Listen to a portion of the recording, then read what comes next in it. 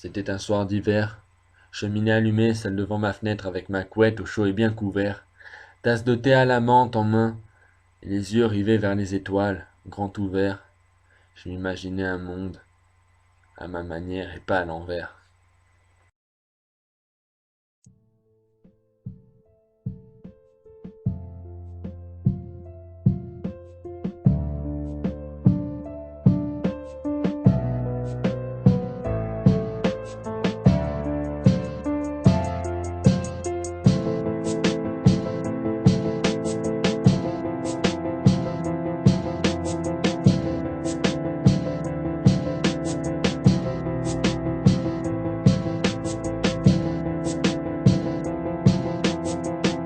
Je m'imaginais un monde en une seule et même société, où justice, liberté, égalité, amour régnaient de l'automne à l'été, où tout le monde se respectait et apprenait leurs différences et ne soutenait pas l'intolérance, même si c'était une question de couleur, de handicap, de nationalité ou de croyance. Je m'imaginais un monde où l'on considérait toutes femmes comme nos égales, où l'on arrêtait tous ces préjugés comme quoi elles sont bonnes qu'à faire la cuisine et le ménage, où l'on arrêtait de leur dire que certains métiers ne sont pas faits pour elles, on les acceptait ceux qui étaient un choix sage. On les respectait, on ne les discriminait pas, pour éviter que les choses tournent mal.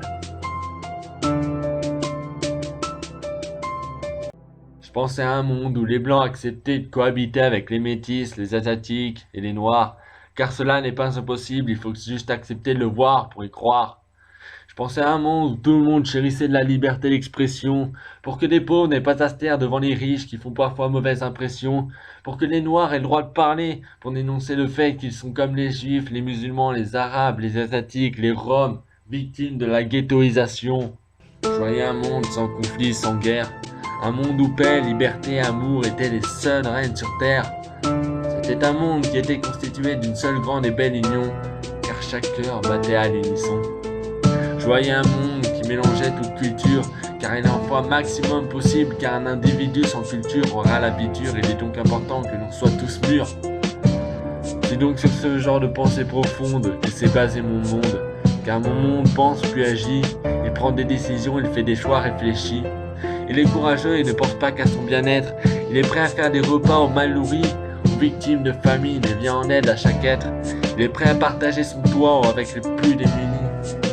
Il est sans abri, pour qu'ils puissent survivre, rester en vie, car ainsi en vie ils pourront l'être. Il se remet en question à chaque fois qu'il fait une erreur, il ne se focalise pas complètement sur son argent, car il sait que l'argent ne fait pas le bonheur.